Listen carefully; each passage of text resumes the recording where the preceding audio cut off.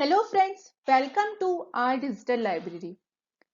आज हम second year के सब्जेक्ट रसशास्त्र पर वीडियो लेकर आए हैं। इसके पहले हमने सेकेंड ईयर के सब्जेक्ट्स में चरक संहिता, रोग निदान में करेक्ट वे टू स्टडी रोग निदान, निदान पंचक, प्रमेय और कामला। देन द्रव गुण की बात की जाए तो करेक्ट वे टू स्टडी द्रव गुण, ड्रग्स और बहुत सारी ड्रग्स को हम उसमें कवर कर चुके थे।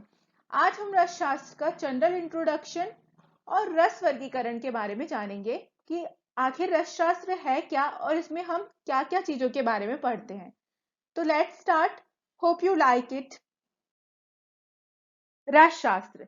रसशास्त्र दो शब्दों से मिलकर बना है, रस और शास्त्र, जिसमें से रस के बारे में आप जानते हैं।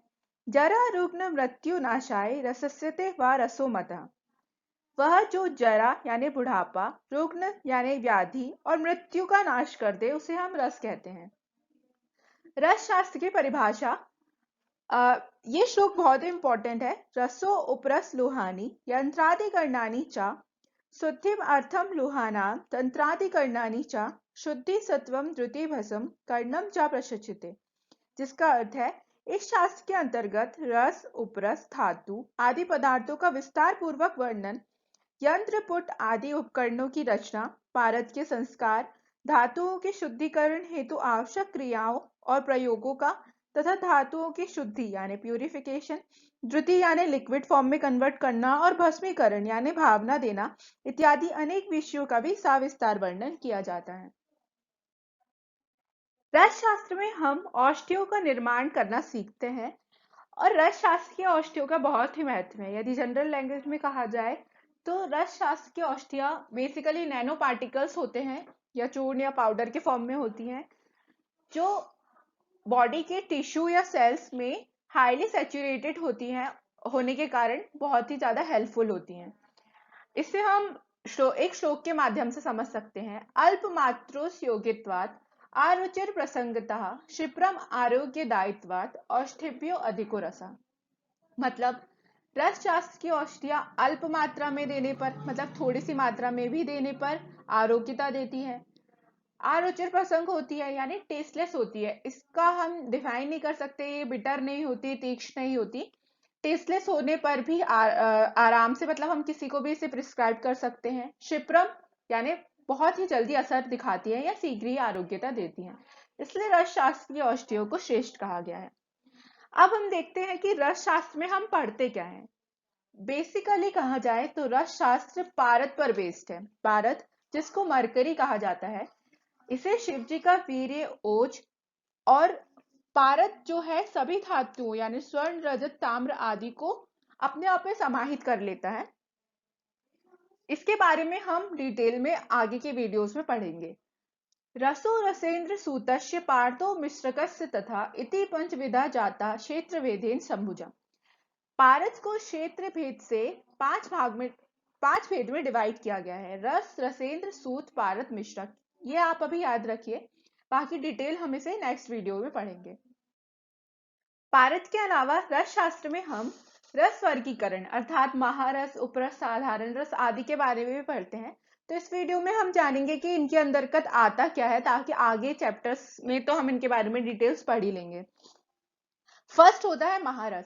महारस 8 बताए गए हैं। अप्र, वैक्रांत, माक्षिक, विमला, द्विज, सस्क्यम, चपलो, रसकश्च चेति ज्ञात्वा अष्टो संग्रहित रसान।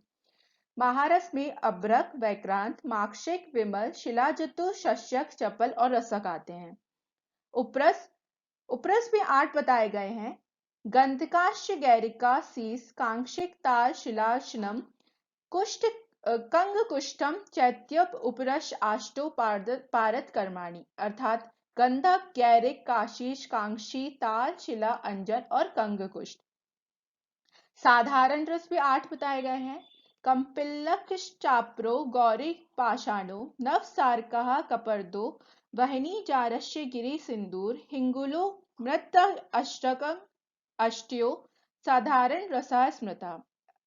काम्पिल्लक, गौरी पाषाण, नवसादर, कपर्द, अग्निजार, गिरि सिंदूर, हिंगुल और मृंगार श्रृंग, यह साधारण रस होते हैं।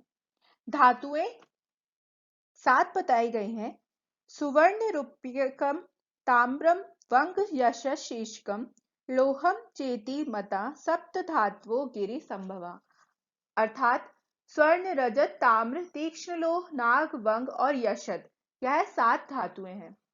रत्न 9 बताए गए हैं। माणिक्य, मुक्ताफल, विद्रुमणि, ताक्षर्यम च पुष्पम, विदुरम च नीलम, गोमेदकंक्षायत, विदुर कंक्ष क्रमेण रत्नादि नवग्रहणाम। माणिक्य, मुक्ताफल, विद्रम, ताक्षर्यम, पुष्पराज मतलब पोखराज, विदुर हीरा, नीलम गोमेद और वैदुर्य, ये 9 रत्न हैं। उपरत्न 6 बताए गए हैं। वैक्रांत, सूर्यकांतश्च चंद्रकांतो नपोपलः, पैरोज, कंच, स्फटिक, क्षुद्र रत्न गणो आयम। मतलब वैक्रांत, सूर्यकांत, चंद्रकांत, रजावर्त, पैरोजक और स्फटिक, यह 6 उपरत्न होते हैं। विष 9 बताए गए हैं। वत्सनाभ, साहारिद्र, साक्तुश्च प्रदीपनः, सौर अष्टकः, शंगिश्च, कालकूटस्थेव च, हलाहलो, ब्रह्मपुत्री, विश्ववेदो अभिनव। विष 9 होते हैं। वत्सनाभ, हारिद्र, सक्तुक, प्रदीपन, सौराष्टक, शंगिक, कालकूट, हलाहल और ब्रह्मपुत्र। इन सबकी यदि श्लोक याद ना भी हो तो आपको नंबर्स और नाम याद करने बहुत ही इंपॉर्टेंट है अभी से, ताकि आगे चल के इनके चैप्टर्स हमें आसानी से याद हो पाए। नेक्स्ट पॉइंट आता है रसशाला। इसके नाम से ही पता चल रहा है जहां पर रस औषधियों का निर्माण होगा उस स्थान को हम रसशाला बोलते हैं। तो ये कैसा होना चाहिए या फिर रसशाला में कहां पर कौन से कार्य का विभाजन होता है, ये हम देखते हैं। इसे हम इस श्लोक के माध्यम से बता सकते हैं।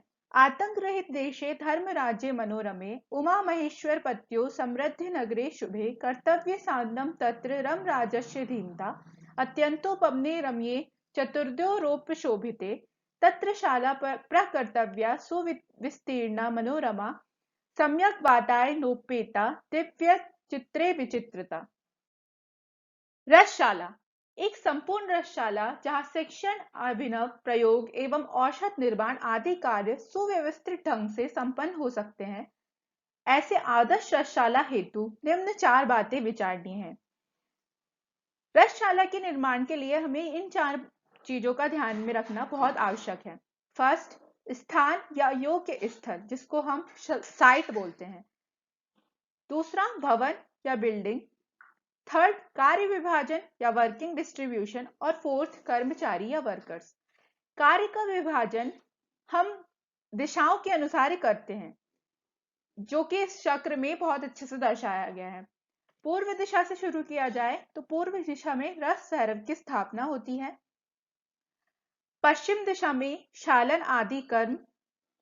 उत्तर दिशा में वैद्य कर्म मतलब विद्ध करना आदि कर्म होते हैं। और दक्षिण में पाषाण कर्म या भी पत्थर से जो कुचलने या फिर कूटने वगैरह का काम होता है वो दक्षिण दिशा में होता है।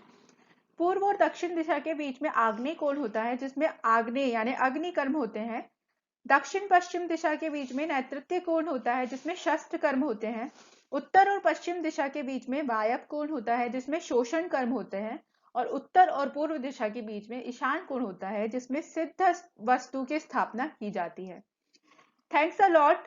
अब हम नेक्स्ट वीडियो में परिभाषा प्रकरण और द्रव्य वर्गीकरण के बारे में देखेंगे।